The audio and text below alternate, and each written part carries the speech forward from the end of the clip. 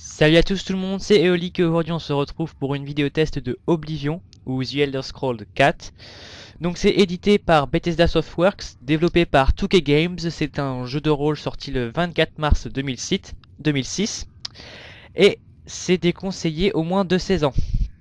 Alors il est disponible sur PC, donc il est sorti sur PC 360 si je me souviens bien en 2006 et un petit peu plus tard après sur PS3 avec une façon, avec une version un petit peu remasterisée d'un point de vue graphique si je me souviens bien.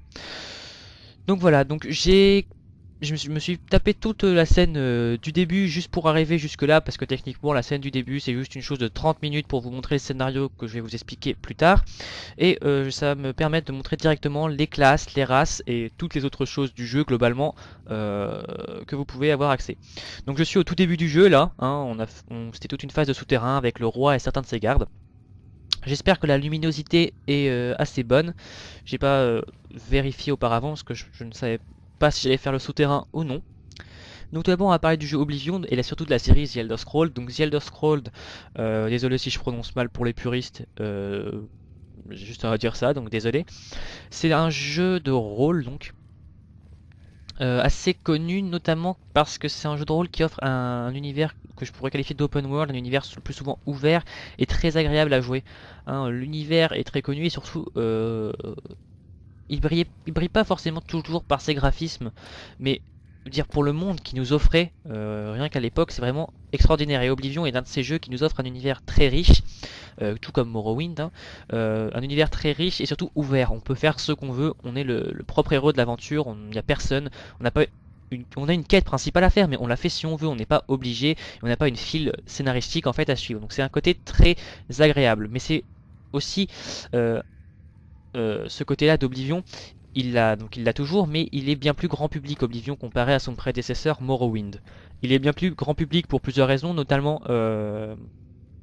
il est grand public parce qu'il y a moins de texte, il y a des chargements rapides ou autres. Je vais vous remontrer ça avec la carte. Et aussi, ben, il est plus facile d'accès, hein, ça c'est sûr. Donc voilà, j'ai dégainé mon épée sans faire exprès. Donc voilà, je vais vous remontrer un petit peu rapidement le choix de la race, de la classe. Je vais un petit peu faire l'impasse rapidement, une chine astrologique, je vais carrément en faire l'impasse, hein. Donc voilà. La race, nous avons les nordiques. Je ne vais pas vous lire la définition, c'est juste pour montrer les races différentes qu'il peut y avoir. Certains ont des capacités un peu différentes, mais bon, globalement, ça reste pareil. Donc, bien sûr, toujours féminin ou masculin. Alors, première chose que vous pouvez constater, les visages, ce n'est pas du tout le point fort d'Oblivion. Donc, on peut faire des choses potables, mais c'est pas ça qui va vous rendre vos personnages plus beaux. Donc, moi, je vais faire un nordique, je le sais déjà. Après savoir ce qui va être, je ne sais pas du tout. Mais on verra. Donc on a les nordiques, donc ils sont bien résistants, bien forts, hein. Ça c'est un peu une sorte de tank, même si ça s'emploie pas dans le jeu Oblivion. Nous avons les orques, donc eux ce sont les berserks, hein. Ils sont très doués avec leurs armes, de très bons armuriers. Nous avons les rouges-gardes, excellents aux lames, vous voyez, avec la coupe afro là. Les argoniens, qui peuvent respirer sous l'eau, voilà. Les bretons, doués en magie. Les elfes des bois, doués à l'arc. L'elfe noir, il est un peu polyvalent l'elfe noir, hein, il est très assez équilibré. Le haut elfe, je crois qu'il est enfin, très doué en magie, si je me souviens bien. Et l'impérial qui lui est le perso un petit peu aussi de base, assez polyvalent et qui est assez bon au commerce, on va dire ça. Et on a aussi les Khajiit qui sont un petit peu, je veux dire, la classe des voleurs du jeu. Ils sont assez vifs, rapides, agiles, enfin voilà. Et on revient au nordique. Donc moi je vais me prendre un nordique. Euh, j'ai je vais faire un petit peu l'impasse, je peux juste voir qu'on peut faire, voilà, on peut faire varier l'âge de nos personnages, donc moi je le laisse assez jeune, hein, un peu plus jeune quand même, hein. Voilà, donc au niveau du visage, désolé, on peut vraiment tout modifier, la seule chose c'est que, vous voyez, on a plein de trucs et on n'est pas forcément, certains prendront beaucoup de temps de dire à modifier chaque chose, qu'on va vraiment bien modifier, le nez, la bouche, la mâchoire, on peut tout modifier sur les personnages, mais c'est vrai que la tête des personnages d'abord vous ne la voyez pas. Donc vous la modifiez, c'est cool, mais vous ne la voyez pas. Et de deux, ça sera jamais extrêmement beau, hein. Pour l'époque c'était excellent Oblivion, hein, mais c'est vrai que à l'heure actuelle, ça vieillit rapidement et heureusement que Skyrim arrive pour nous donner la relève de ce jeu qui reste quand même extraordinairement bon. Hein, oui, je vais être un nordique. On va rapidement vous montrer les classes et je vais faire l'impasse sur le signe du zodiaque. Donc vous voyez, à chaque classe sont associés différents talents majeurs et des caractéristiques préférées. Donc on a notre spécialisation, dans quoi notre classe va être plus facilement tournée. On a nos caractéristiques préférées qui sont en rapport avec notre talent et notre style de combat. Donc par exemple pour celui-là l'éclaireur c'est rapidité et force. Donc moi je sais pas exactement ce que je vais prendre. Je sais qu'il était doué. Je vais prendre un guerrier tout simple. Hein. Je vais pas me prendre la tête. Comme vous voyez c'est spécialité du guerrier la combat. Donc je crois qu'il y a aussi magie et furtivité. Voilà, c'est les trois capacités, enfin spécialisation possible. Des caractéristiques où on pourra dépenser des points quand on augmentera le niveau, et des talents majeurs. Alors il faut savoir qu'on a tous les talents débloqués, tous les talents qui existent on les a, sauf qu'on a quelques talents majeurs qui sont vraiment les principaux pour notre classe, qui augmenteront un petit peu plus vite, et on pourra passer expert bien plus facilement. Enfin voilà, ce sont les talents qu'on va utiliser le plus souvent. Donc moi je vais utiliser cette classe là. Oui, et on va directement un peu sortir dehors. On va rejoindre la sortie des égouts, donc un petit chargement, et on va évoquer un petit peu tous les aspects du jeu, notamment au point de vue gameplay. Il faut savoir que une des grandes différences avec Morrowind, c'est que le gameplay d'Oblivion est un petit peu plus vif, un petit peu plus intéressant. Donc j'ai un petit point important à dire. Voilà, donc quête achevée, merci. C'est que dans Oblivion, donc vous voyez, je peux voir assez loin. Hein. C'est vraiment un monde ouvert. Et si je veux aller par exemple tout là-bas dans les montagnes, je peux le faire, ce que je risque de faire après. Mais quoi qu'il en soit, c'est juste pour vous dire que graphiquement de loin c'est moche. Hein, il faut pas se leurrer, c'est moche. Et mais il y a des mods. Hein. Oblivion est un jeu qui peut se faire modder. Morrowind l'était aussi. Et on a des mods pour augmenter la qualité graphique, pour augmenter plein de choses qui sont réellement agréables parce qu'il y a une communauté qui est extrêmement présente. Donc comme vous voyez là j'ai un talent qui vient d'augmenter. Donc désolé pour faire une petite digression mais c'est pas grave. Il vient d'augmenter et donc je vais en profiter pour switcher directement dans les choses. Donc là, comme vous voyez, nous avons des caractéristiques qui influent un petit peu selon le type de gameplay. Donc là, on va pouvoir porter augmenter notre force, et donc porter plus d'armes, augmenter nos pouvoirs magiques ou autres. Mais nous avons aussi des talents. Donc ces talents s'augmentent au fur et à mesure des actions qu'on va faire dans le jeu. Et en fait, plus on va augmenter ces talents, plus on va passer des niveaux, et quand on va passer des niveaux, on va pouvoir les dépenser dans des points de caractéristiques. C'est pas comme dans les jeux normaux où on tue des animaux, on tue des choses, on obtient de l'expérience et hop, on la dépense dans les points de caractéristiques et compétences. Non, là c'est on fait des compétences dans le jeu qui n'ont pas obligatoirement rapport avec tuer des monstres ou autre. Ça va nous faire monter en niveau et on va pouvoir faire les dépenser dans nos caractéristiques qui sont là. Autre petite particularité, on va pouvoir augmenter les caractéristiques jusqu'à quand on a passé un niveau. Donc j'espère que ça ne vous a pas cassé les oreilles et quand on doit dormir. Donc je vais rapidement aller dans l'inventaire. Donc j'ai plein de choses qui me servent à rien, c'est pas le problème. On va enlever la torche qu'on a, ça nous sert à rien du tout. Donc comme vous voyez un inventaire assez lambda où on a un poids, donc il y a une notion de poids dans Oblivion. Et aussi comment dire, un prix qui est donné à chaque chose, à chaque objet. Il faut savoir qu'on peut tout vendre dans Oblivion aux marchands à part les objets volés où il y a des petites astuces mais je ne vous le dirai pas. Et voilà, donc c'est assez intéressant de ce point de vue là. Hop, on va plonger dans l'eau et on va aller se faire quelques ennemis parce que pour vous montrer comment le gameplay a évolué. Donc faut savoir que dans Morrowind le gameplay était très intéressant, donc il était... Ok, je viens d'utiliser un sort, j'ai confondu une touche pour s'accroupir et une autre. Allez, on y va. Et une autre touche, donc là vous voyez que il y a un archer et une personne au corps à corps. Et vous voyez qu'on peut faire des parades, on peut faire des charges et tuer nos ennemis. Donc je sais pas qui est l'attaque mais c'est pas grave. Donc on vise vraiment, donc vous voyez c'est une vue FPS Oblivion. Et on vise vraiment, c'est intéressant. On peut passer en vue à la troisième personne mais c'est pas pratique. D'abord rien que pour l'arc c'est un vrai calvaire. Donc voilà, donc je suis désolé, je ne peux pas trop parler du jeu, enfin je peux en parler mais je veux dire c'est assez compliqué de parler d'un jeu si riche en si peu de temps. Donc je vais essayer de passer rapidement. Donc au niveau graphique c'est beau de près mais de loin c'est vrai que ça vieillit vraiment beaucoup.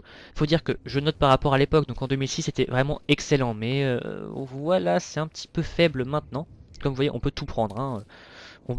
on peut vraiment tout fouiller. Donc là on peut dormir, ça me sert à rien pour l'instant, mais voilà. On peut réellement tout prendre, c'est agréable. Donc après je vous montrerai un perso d'un peu plus haut niveau pour faire une quête. Oui. Voilà, on tire de la puissance du puits. Haha. Et là je vais aller faire un petit donjon. Juste le début, hein, je vais pas continuer. Donc comme je vous l'ai dit, il y a des modes pour augmenter. La bande son, je vous la ferai écouter à la fin parce qu'elle n'est pas très présente. Sonore, elle est excellente, hein. Les voix et autres, ils n'ont rien à envier à certaines autres choses. Mais c'est vrai que les musiques qui sont elles aussi excellentes ne sont pas assez présentes à mon goût. Elles sont très bonnes et justement vu que c'est un point positif, ils auraient dû le mettre en valeur, ce qu'ils n'ont pas obligatoirement fait. C'est peut-être un peu préjudiciable pour eux. Mais bon, pour nous, on va pas obligatoirement s'en plaindre parce que c'est peut-être pas l'objectif principal du jeu. Donc voilà, on va rentrer. Ça va me permettre aussi de vous parler un petit peu donc de l'histoire parce que je vous en ai pas parlé. Donc dans l'histoire, je vous parle pas de l'histoire du monde dans lequel de Tamriel. Hein. Je vais juste vous parler. Donc là, il y a des pièges.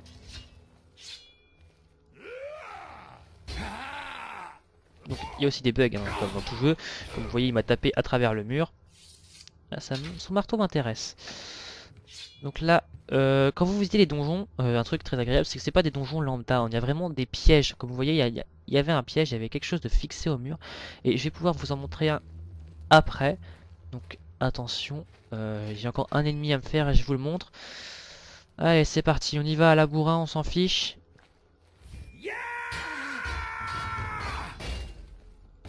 Voilà, donc vous voyez c'est assez dynamique, faut savoir que là c'est facile, hein, c'est le tout début, mais après ça deviendra un peu plus dur. Donc comme vous le voyez, si on regarde bien là, on a des masses d'armes, on a des choses ici, et si je passe sur cette corde, donc je vais y aller très rapidement. Oula, il y a quelqu'un qui m'a entendu. On va aller, allez on y va à la bourrin, c'est pas grave. J'aurais peut-être pas dû.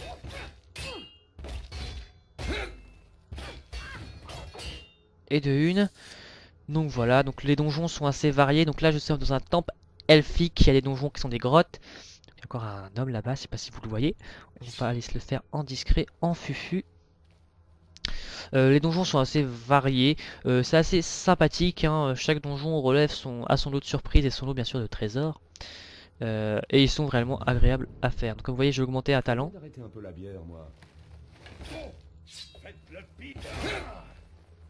On va se battre un peu. Donc comme vous voyez c'est très dynamique, on part et ça.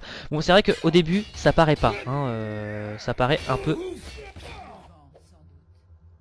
peu nul. Donc là encore une autre petite chose sympathique d'Oblivion. Donc je vais peut-être falloir que j'arrête de faire des petites indications comme ça. C'est un système de crochage, enfin de crochet. On peut crocheter les coffres, ça marchera aussi avec les portes. Et hop, au début c'est très facile et au final ça se corse un peu et ça va servir beaucoup par la suite. Et de 1, on va finir encore sur un dernier meurtre. Oula. Donc là c'est des bandits, il faut savoir que certains endroits sont pris par des nécromanciens. Il y a peut-être quelque chose d'intéressant vu que c'est le chef des bandits. Non, c'est un pleutre, un couard. Certaines personnes ont des choses intéressantes, donc des fois... Ah, on va y aller en fufu, attention. Il ne voit pas, il ne voit pas, il ne voit pas. Et il m'a vu. Donc, désolé, c'est un peu beaucoup de combats, mais bon, c'est pas grave. Ils sont assez rapides à chaque fois. Donc il y en a encore un là-bas en dessous. J'ai déjà fait ce donjon plein de fois, donc je le sais, il m'a vu. Donc encore un combat et après je vais vous parler quand même de l'histoire. Donc dans l'histoire, hein, globalement, nous sommes un prisonnier. Nous ne connaissons ni notre nom. On va sortir, on va aller montrer autre chose. Après je passerai sur mon autre perso, mais on ne connaît ni son nom, ni pourquoi on est emprisonné. Tout ce qu'on sait c'est que eh ben, on arrive, il y a le roi, il passe par notre passage secret, il nous dit qu'il nous avions en rêve et qu'il veut qu'on le suive. Au final, on le suit, il meurt, il nous remet l'amulette des rois et on doit aller le remettre au dernier héritier, à son dernier héritier encore en vie pour stopper les forces du mal. Globalement, l'histoire principale est assez lambda. Faut dire que la quête principale n'est pas forcément celle qu'on pourra qualifier de plus intéressante. Moi, j'ai bien plus apprécié des quêtes annexes qui sont extrêmement nombreuses. Il faut vous dire que on peut facilement avoir 500 heures de jeu dans Oblivion. Il n'y aura aucun problème. Donc dernière chose à dire sur ce perso là, après je passerai sur mon autre. Nous avons un monde totalement ouvert, donc comme vous voyez tout l'espace de la carte, n'importe quelle ville, je peux aller sans zone de chargement, à part, bon, petite erreur de ma part, à part les villes où pour entrer dans la ville il y aura une petite zone de chargement, pareil pour les maisons, ça dure quoi? 1-2 secondes, c'est court, extrêmement court, et surtout, reprocher ça à un jeu si immense, à un jeu de cette richesse, ce serait vraiment être extrêmement pointilleux. Donc il y a après quelques peut-être défauts d'IA, mais comme à l'époque ce n'était pas parfait, je pardonne ce jeu encore une fois. Donc quand je dis qu'il y a beaucoup de quêtes, il y a beaucoup de quêtes annexes, donc lambda, il y a aussi beaucoup de quêtes un petit peu plus fouillées, notamment les guildes. Vous allez avoir de nombreuses guildes, guildes des voleurs, guildes des assassins, qui sont les deux guildes un petit peu cachées du jeu. Quand je dis un petit peu cachées, on apprend assez rapidement comment les atteindre. Et nous avons aussi la guilde des mages et des guerriers, qui sont des guildes officielles que l'on peut atteindre assez facilement. Il faut juste accomplir les quêtes pour les atteindre. Et voilà, on a aussi l'arène, qui est extrêmement bien. Donc facilement, si vous faites toutes les quêtes et que vous même allez jusqu'au vice de faire un deuxième perso pour avoir un deuxième gameplay, vous avez minimum 500 heures de jeu. Et 500 heures de jeu dans Oblivion, c'est extrêmement agréable, hein. Il ne faut pas se leurrer, c'est génial. Donc on a peut-être un peu fait le tour sur ce personnage là. Je vais vous montrer un petit peu plus de possibilités avec mon autre personnage qui est mon vrai personnage, celui-ci. Donc petit temps de chargement. Donc l'histoire principale c'est fait. Durée de vie énorme. Donc alors après ce que je vais faire c'est parler un petit peu des défauts du jeu. Voilà, donc je suis dans une boutique. Donc comme vous voyez par la suite on va obtenir des armes meilleures. Il faut savoir que plus on augmente de niveau, plus les monstres sont de notre niveau à nous et on obtient des armures. C'est pas comme dans certains jeux où il y a des zones prédéfinies pour chaque niveau, hein. Toute la zone va évoluer au fur et à mesure que vous-même vous évoluez. Donc ça c'est agréable. Donc là j'ai déjà quelque chose, enfin de bonnes armes. Faut savoir que je suis un archer mais je n'ai pas d'arc en main. Oh, erreur de ma part. Allez, on prend mon arc en ébène. Voilà.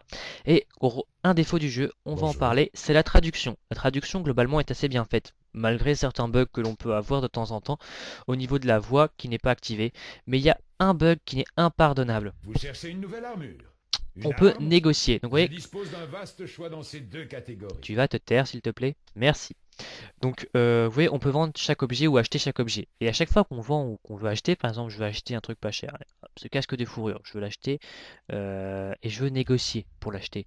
Et quand on veut négocier, eh ben on a buying item at, selling item at. Et ça, c'est de l'anglais. Le problème, c'est que c'est vrai qu'on a ça, c'est pas incompréhensible. Acheter, vendre, ça se comprend, hein, on n'est pas débile au point. Et on va essayer de faire ça. On va voir s'il veut bien. Est-ce qu'il veut bien? Oui, tu veux bien. Vous cherchez à me faire fermer boutique ou quoi? Ah, il ne veut pas. Merci. On va passer à un autre truc, mais il y a pas que ça. Il y a aussi sur les écrans de chargement, des fois il y a des petits conseils. Parfois ils sont en anglais. Voilà, c'est pas un gros défaut, mais c'est quand même préjudiciable pour un titre de cette grandeur. Donc voilà. On va finir par aussi un petit aspect. Enfin, Pour vous? finir. Bien sûr. C'est pas bien sûr obligatoirement la fin, mais comme vous voyez, on peut à chaque fois essayer de convaincre les personnes et persuader. Donc on peut aller jusqu'à 100, là il a déjà à 91, donc il est déjà bien persuadé, donc je ne pourrais pas obtenir plus de choses de lui.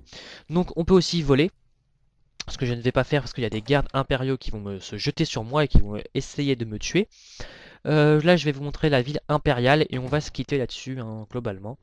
Donc j'ai gagné en fait à l'arène et j'ai eu un fanatique. Parce qu'il est fan de moi, il est heureux comme tout.